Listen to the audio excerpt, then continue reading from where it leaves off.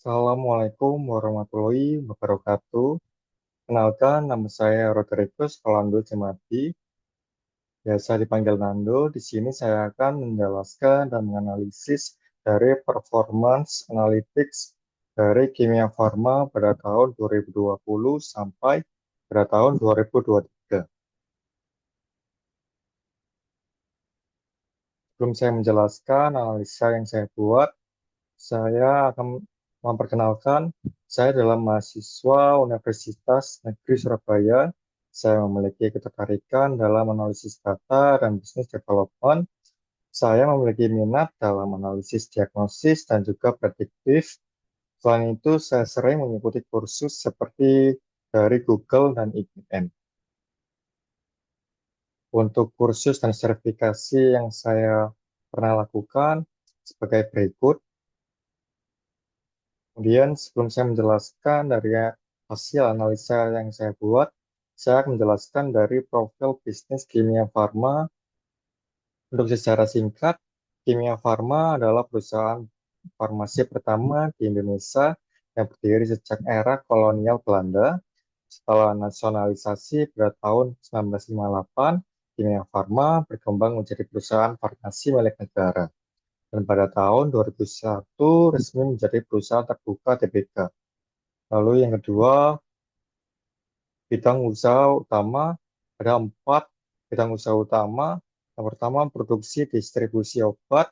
Lalu yang kedua, apotek retail. Lalu yang ketiga, layanan kesehatan. Lalu yang keempat, produk kecantikan dan herbal. Dari 4 bidang usaha utama ini memiliki produk-produk yang beragam dan juga bervariasi mengikuti dari kebutuhan pasar yang dibutuhkan di Indonesia. Untuk jaringan Kimia Farma itu sendiri ada 3, memiliki pabrik farmasi di kota besar seperti Bandung, Banjaran, Watu Dakon, dan lainnya. Lalu yang kedua, memiliki jaringan distribusi ke seluruh wilayah Indonesia. Lalu yang ketiga, ribuan apotek dan klinik yang menjangkau hingga daerah terpencil. Untuk proyek portofolio yang saya buat, tujuan analisis ini adalah menyajikan performa bisnis Kimia Farma tahun 2020 sampai 2023. Data yang digunakan itu meliputi data transaksi, data cabang, data inventory, dan data produk. Data dianalisis dengan menggunakan beberapa metrik seperti metrik penjualan dan metrik transaksi, profitabilitas, diskon, dan demografi. Analisis ini yang saya menggunakan SQL dengan Google BigQuery untuk membuat tabel analisis dan juga Google Looker Studio untuk menyajikan dashboard interaktif untuk data bisa diinterpretasikan jauh lebih mudah dan lebih baik. Dari analisa yang saya buat berdasarkan dari problem statement, ada 4 problem statement yang saya buat. Yang pertama, menganalisa tren pertumbuhan bisnis kimia farma tahun 2020 sampai tahun 2023, kemudian menunjukkan profitabilitas berdasarkan demografi. Lalu yang ketiga, menganalisa performa bisnis cabang dan produk kimia farma. Lalu yang keempat, menyajikan ringkasan data dalam bentuk visual dashboard yang menarik. Untuk proses dari analisa saya, yang pertama itu berdasarkan importing dataset to BigQuery, database dibuat dengan nama Kimia Farma dan mengimpor data CSV yang sudah diberikan. Ada 4 tabel yang diberikan, ya pertama final transaction, kantor cabang, produk, dan inventory. Saya menggunakan database, dataset dengan region Asian Shortcast yang ada di Jakarta agar memudahkan saya berinteraksi dan terhubung dengan server jauh lebih cepat. Lalu proses yang kedua adalah membuat tabel analisa. Tabel dibuat dengan SQL dengan jenis datanya itu berupa integer, date, dan numerik. Data ini digunakan untuk menganalisis performance bisnis kimia farma dengan hasil tabel analisa sebagai berikut. Kemudian BigQuery syntax. Data dibuat dengan SQL dengan tampilan sintaks berikut. Agar memudahkan saya menjelaskan, saya akan menampilkan dari halaman BigQuery-nya langsung.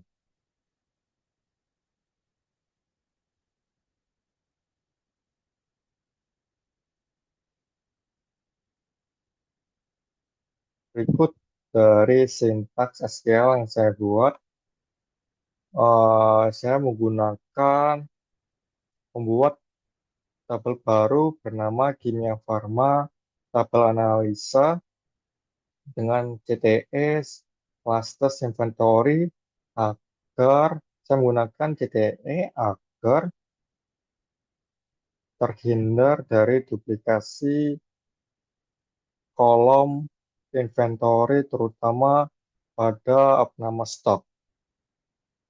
Kemudian saya menggunakan kolom dari final transaksi dengan membuat kolom baru transaction ID, date, branch ID, customer name, diskon presentasi, rating, produk ID, kemudian dari kolom dari kantor cabang, branch name, kota, provinsi, rating, lalu dari tabel produk, saya menggunakan kolom produk name, price, kemudian dari tabel inventory sudah diolah agar terhindar dari no duplikat dari sintaks sebelumnya yang saya jelaskan. Saya menggunakan kolom opname stock. Kemudian saya menggunakan sintaks sebagai berikut untuk menghitung presentasi gross laba menggunakan cash. Jadi jika price-nya di bawah 50.000 akan memunculkan seri 10%. Kemudian jika di atas 50.000 dan di bawah dari 100.000 akan memunculkan 15%. Dan seterusnya dari case berikut akan membuat kolom baru yang dinamai sebagai presentasi gross laba. Kemudian saya hitung net sales dengan sintaks dan rumus berikut. Jadi price dikali dengan 1 dikurang diskon presentasi dibagi dengan 100. Kemudian saya namakan sebagai net sales. Kemudian hitung net profit dengan sintaks dan rumus sebagai berikut. Saya menamakan sebagai net profit. Kemudian dari tabel Kimia Farma, final transaction, saya menggunakan variabel T, saya join dengan Kimia Farma, kantor cabang, saya dengan variabel K, saya join antara branch ID sama dengan K branch ID, kemudian saya join juga Kimia Farma dari tabel produk dengan variabel T, dengan antara produk ID sama dengan P produk ID. Kemudian saya menggunakan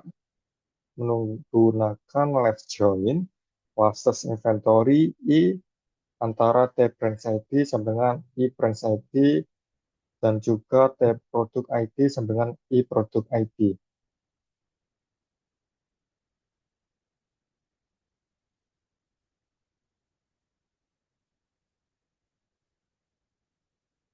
Kemudian proses keempat, saya membuat dashboard performance analytics. Dashboard ini dibuat dengan Looker Studio.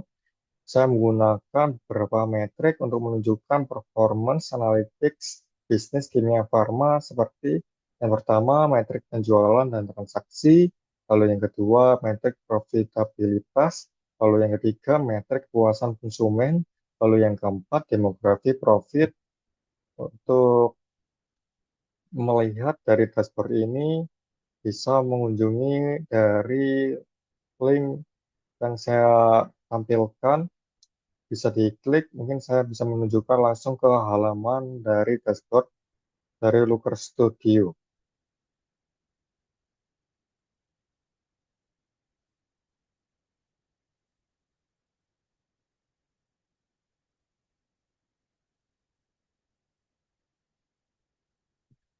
Terlihat bahwa saya menggunakan dashboard dengan tampilan berikut, dengan data ringkasan, dengan total transaksi di angka 672.000, dengan total pendapatannya 346 miliar, dengan keuntungan 98 miliar, laba bersihnya 28%, dengan stok produknya 50 juta.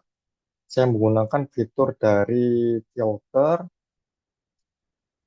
ke, untuk provinsi, kota, produk, dan pilih rentang tanggal. Jadi jika saya ingin menampilkan hasil dari provinsi hanya di Jawa Barat, maka akan menampilkan hasil dashboard khusus untuk Jawa Barat. Mungkin saya akan mengembalikan lagi ke total provinsi di Indonesia, semua provinsi di Indonesia. Terlihat dari tabel bahwa kategori yang pertama adalah kimia farma, apotik, laboratorium dengan ID cabang 53167 memiliki total penjualan 433 dengan pendapatan 380 juta dengan profitnya 68 juta. Lalu yang kedua, klinik apotik dengan ID cabang 1922393 dengan penjualan 445, pendapatannya 237 juta dengan profit 67 juta. Dan seterusnya, dan saya menggunakan diagram Google Maps, Heat Maps, jadi akan menampilkan dari keuntungan terbesar dari setiap provinsi. Di kamera akan menandakan provinsinya memiliki profit yang tinggi. Kemudian ada diagram tren analisis dari tahun. Saya menggunakan kuartal. Terlihat bahwa tren analisis kuartal 1 di di tahun 2021, 2022, dan 2023 memiliki tren negatif. Mungkin ada faktor sosial yang membuat profit Kimia Farma turun pada kuartal 1. Kemudian ada rating metrik.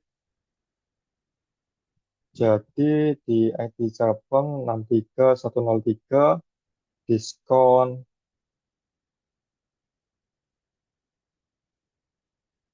diskon tertinggi.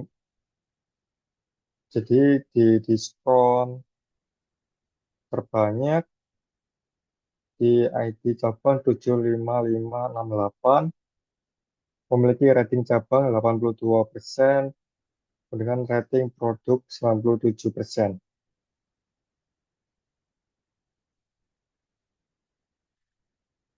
Ini menunjukkan bahwa tidak ada pengaruh yang signifikan antara diskon yang besar terhadap rating cabang dan juga rating produk. Kemudian metrik penjualan transaksi, rata-rata nilai transaksi di angka 515.000. Terlihat bahwa hasil analisis yang saya buat, customer loyal adalah Michael Sweet dengan total transaksi 316. Kemudian disusul David Smith dan Michael Johnson. Untuk produk terlakunya adalah KF953 dengan total transaksi 4.451. Kemudian disusul produk transaksi KF633 dan KF977. Untuk strategi bisnis yang saya buat dari metrik penjualan transaksi, perlu peningkatan reward pelanggan loyal. Contohnya untuk Michael Smith bisa diberikan tawaran cashback, diskon produk margin tinggi, layanan konsultasi farmasi gratis, atau prioritas layanan. Mungkin rencana atau strategi bisnisnya bisa membuat program loyalitas eksklusif. Misalnya Kimia Farma Elite Club untuk pelanggan dengan frekuensi transaksi yang tinggi. Kemudian metrik profitabilitas. Produk dengan laba tertinggi ada di produk KF953 dengan jenis produk sebagai berikut: drugs for obstructive airway disease dengan laba bersihnya 1,33 miliar, yang disusul dari produk KF633 dan KF977. Kemudian kategori dengan laba tertinggi yakni psycholeptics, drugs, hypnotics dengan total laba bersih 16 miliar. Untuk strategi bisnisnya itu sendiri, saya buat fokus promosi pada produk laba tinggi, alihkan sebagian besar upaya promosi dan display produk ke kategori yang memiliki total laba bersih yang tinggi dan produk-produk laba tinggi lainnya seperti KF953, tentu dengan beberapa pertimbangan seperti kepatuhan regulasi yang ketat dan juga konsultasi profesional. Untuk metrik diskon, untuk rata-rata diskon Kimia Farma itu sendiri ada di angka 7,5% dengan total potongan harga 260 juta. Untuk rating rata-rata rating produk dalam 4. Produk dengan diskon terbanyak ada di angka ada adalah produk KF262 dengan penjualan 4.590 dengan laba bersih 137 juta dengan total diskon 354. Kemudian produk dengan diskon paling sedikit adalah produk KF264 dengan penjualan 4.494 dan laba bersih 54,49 juta dengan total diskon 335,74. Dari hasil analisa saya bahwa total diskon itu memiliki pengaruh yang sedikit terhadap laba bersih. Mungkin strategi bisnis yang saya buat melakukan eksploitasi pada laba produk premium, terutama melakukan kajian apakah total diskon produk HF262 benar-benar memiliki profit, apakah total diskonnya 354,75 benar-benar diperlukan mengingat labanya hanya 137,41 juta. Mungkin memiliki mungkin mengurangi diskon secara bertahap dan melakukan uji elastisitas harga dan melihat apakah laba per unit dapat dinaikkan tanpa kehilangan volume penjualan yang signifikan. Kemudian demografi profit, cabang dengan laba tertinggi ada di ID cabang 53167 di kota Ambon dengan laba bersih 68 juta. Kemudian disusul di ID cabang 19393 di kota Magelang. Dan seterusnya, kemudian provinsi dengan laba tertinggi yakni di Jawa Barat dengan total laba bersihnya 29 miliar. Kemudian disusul Sumatera Utara, Jawa Tengah, Jawa Timur, dan Sulawesi Utara. Kemudian kota dengan laba tertinggi ada di kota Subang dengan laba bersih 3,46 miliar. Kemudian yang kedua ada di Garut, Purwakarta, Semarang, dan Ciamis. Dan strategi bisnis yang saya buat melakukan konsolidasi dominasi Jawa Barat seperti penguatan logistik karena terlihat di Jawa Barat memiliki laba bersih sekitar 29 miliar, memiliki proporsi yang sangat besar dibandingkan dari provinsi lainnya. Mungkin perlu pengoptimalan dari logistik agar mencegah rantai pasokan dan logistik terhambat dan menjamin efisiensi biaya dan kecepatan terdistribusi dengan baik yang akan berdampak positif pada laba bersih.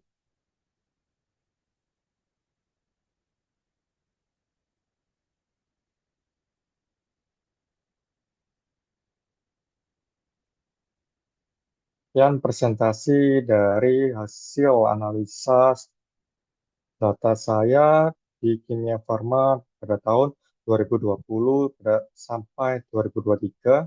Terima kasih atas perhatiannya. Wassalamualaikum warahmatullahi wabarakatuh.